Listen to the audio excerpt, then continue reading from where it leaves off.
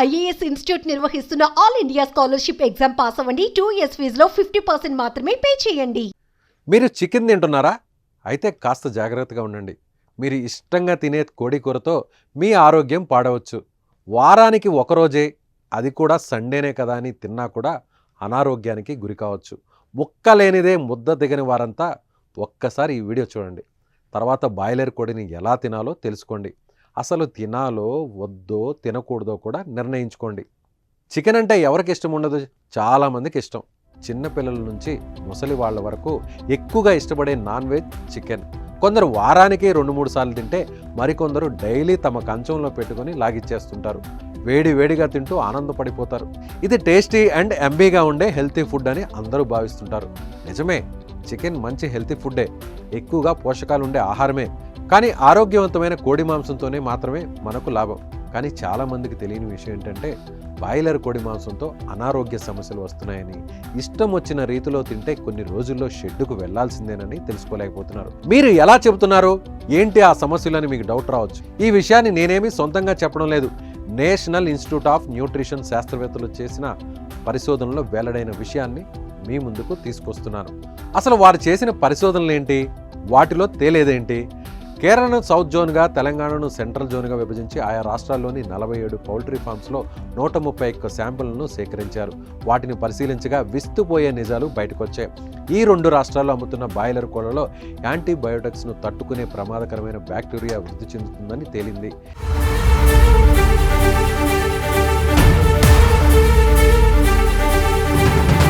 ఈ కోళ్ల రెట్టలో విరోచనాలకు కారణమయ్యే ఈకోలి, చర్మ వ్యాధులకు కారణమయ్యే స్టెఫిలోకాకస్ అరియస్తో పాటుగా సుడోమోనాస్ ఎరుగినోసా, బ్యాక్టీరియోడ్స్ ఫ్రాజిల్స్ వంటి హానికరమైన బ్యాక్టీరియా ఆనవాళ్లను సైంటిస్టులు గుర్తించారు. ఈ బ్యాక్టీరియా మానవుల్లో యాంటీబయోటిక్ ట్రీట్మెంట్కు సవాల్ విసురుతోంది. దీనికి కారణం ఏంటంటే పౌల్ట్రీ ఫామ్స్లో కోళ్లకు అవసరం ఉన్నా లేకపోయినా యాంటీబయోటిక్స్ను విచక్షణారహితంగా ఇవ్వడమే. కోళ్లు త్వరగా పెరిగేందుకు, రోగాల బారిన పడి చనిపోకుండా వాటికి యాంటీబయోటిక్స్ ఇస్తుంటారు. దీంతో ఏఎంఆర్ అంటే యాంటీ మైక్రోబయల్ రెసిస్టెన్స్ వృద్ధికి కారణమవుతుంది. మరి ఈ చికెన్ తింటే మనకేమవుతుంది? ఇలాంటి చికెన్ను మనం తీసుకుంటే ఏఎంఆర్ జన్యు మనుషుల్లోనూ వృద్ధి చెందే ప్రమాదం ఉంది.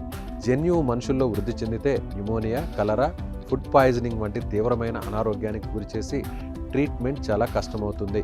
అయితే సరిగా ఉడికించకుండా తింటేనే ఈ ప్రమాదం ఎక్కువ.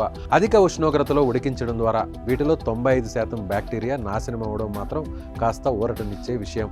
తెలంగాణతో పోలిస్తే కేరళలోనూ యాంటీ మైక్రోబయల్ రెసిస్టెన్స్ జన్యువు తీవ్రత ఎక్కువగా ఉన్నట్లు సైంటిస్టులు డాక్టర్ శోభి వేలేరి, సంయుక్త కుమార్ రెడ్డి తెలిపారు. ప్రజారోగ్యానికి హాని కలిగించే యాంటీ మైక్రోబయల్ రెసిస్టెన్స్ను పర్యావరణ వ్యవస్థలో వ్యాప్తి చెందకుండా ప్రభుత్వం తక్షణమే అరికట్టాల్సి ఉందన్నారు.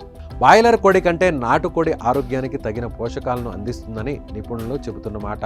కానీ ప్రస్తుతం ప్రజలంతా బ్రాయిలర్ కోడిని తినేందుకు ఆసక్తి చూపుతున్నారు. అయితే శాస్త్రవేత్తలు చెబుతున్నట్టు ప్రభుత్వం వీటిపై చర్యలు తప్పక తీసుకోవాలి. కోళ్ల పెరుగుదల, అనారోగ్యాలకు గురి కాకుండా ఉండడం కోసం వాడుతున్న ఇంజెక్షన్లపై దృష్టి సారించాలి. అప్పుడు ఈ సమస్యకు పరిష్కారం దొరుకుతుంది. లేకపోతే బాయిలర్ కోడితో అనారోగ్య సమస్యలకు గురి కావాల్సిందే. చికెన్ ప్రియులకు ఇది ఇబ్బందికరమైన వార్తనే, కానీ తినేటప్పుడు కాస్త ఆలోచించండి.